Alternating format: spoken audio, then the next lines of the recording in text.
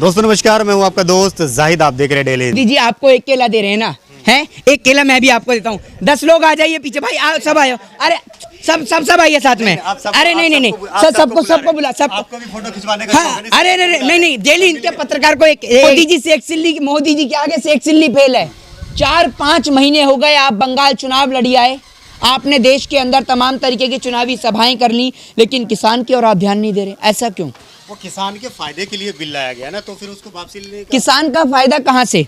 अरे भैया आप सुनिए, आप जैसे पत्रकारों की इतनी आदत खराब है। अरे जो लोग की छोड़ो, आप लोगों की पत्रकारों की इतनी हालत खराब है कि आपकी अगर बात सुन ले ना, सुनो आपकी अगर बात सुन ले तो ऐसा लगेगा टीवी देखकर आप लोगों के कि यमराज गेट के बाहर ही खड़ा हुआ है। टीवी पे कोरोना ऐसे दिखा रखा है। सुनिए, अरे सुन तो लो, सुनोगे?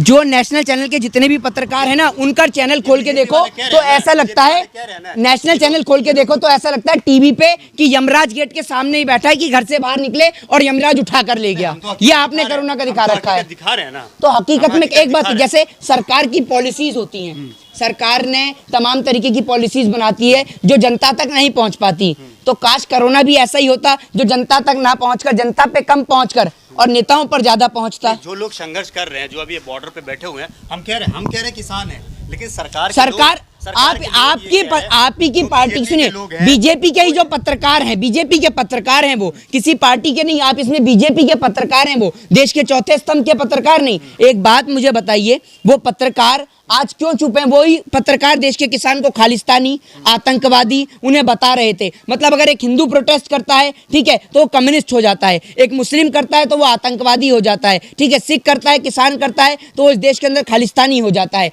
आप निक्कर गैंग वाले, आप चड्डीधारी इस देश के अंदर देशभक्त हैं, बाकी सारे देशद्रोही हैं।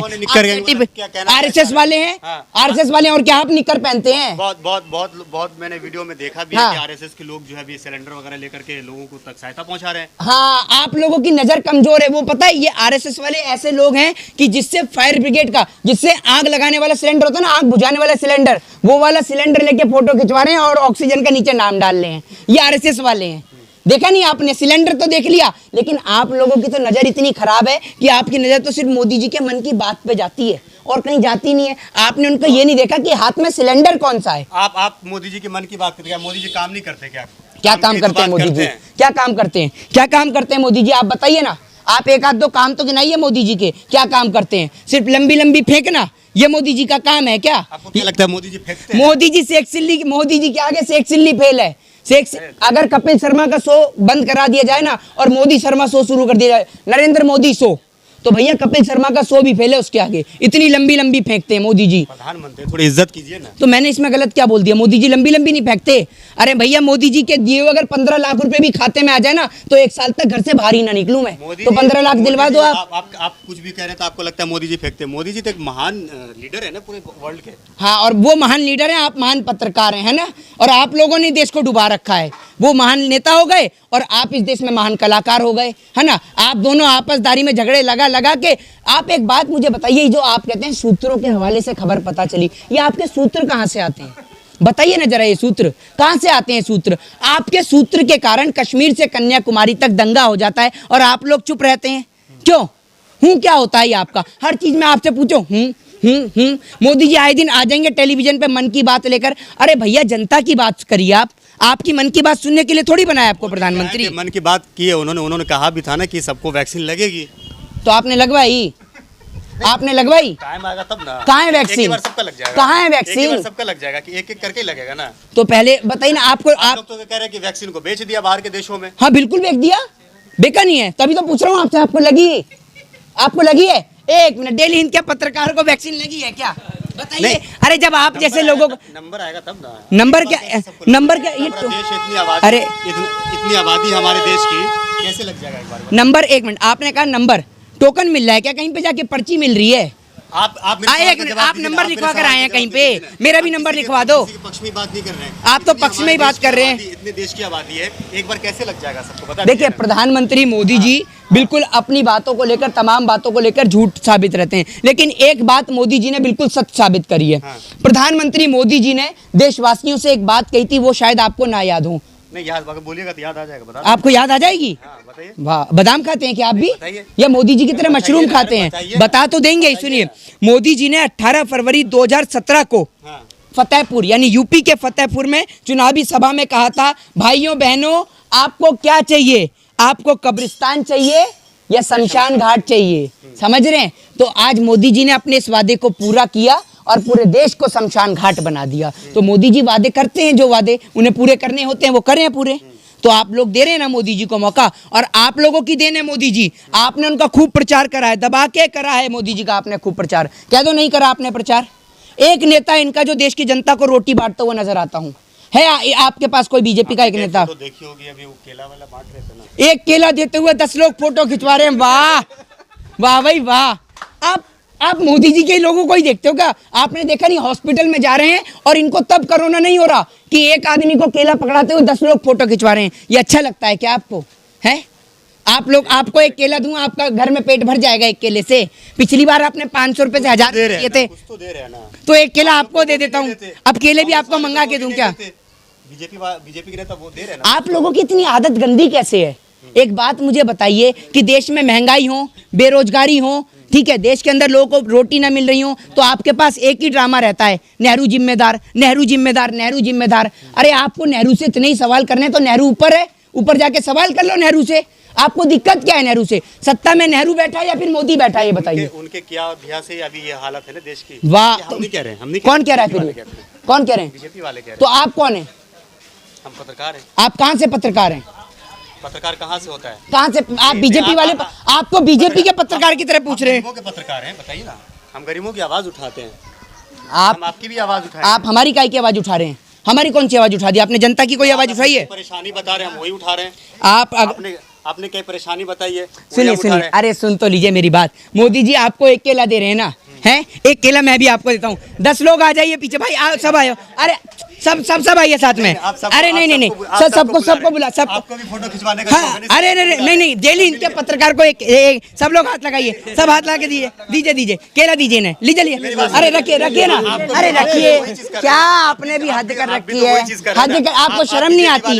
एक केला के साथ फोटो तो आप कह रहे हैं ना, अब कल को नेक्स्ट वीडियो में आप ये भी तो कह सकते हैं कि मोहित शर्मा जी भी कुछ कर रहे हैं। भले ही एक केला दिया डेली इनके पत्रकार को, लेकिन दिया जेब में रखिए, जेब में रखे खाइए। बात समझिए, बहुत कीमती चीज है। मोदी जी के जैसे बीजेपी के नेता बांट रहे हैं ना एक केला, हमने भी आपको दिया और आपने रख भी लिया जेब में। बिल्कुल, थैंक यू, शुक्रिया।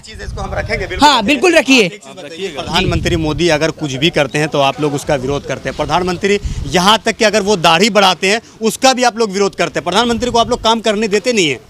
एक बात आप मुझे बताइए, मोदी जी की आपने बात करी, आपने अभी एमपी की खबर सुनी है? सुनिए एमपी की खबर। क्या बताइए? आप कुछ सुनते नहीं है, सब कुछ मैं ही बता दूंगा, तो आप पत्रकार का बात किए? बताइए ना आप क्या, कौन सी खबर है वो आपको पता होगा ना। खबर एमपी के, सुनिए, एमपी की खबर पूरे देश के अंदर वायरल है।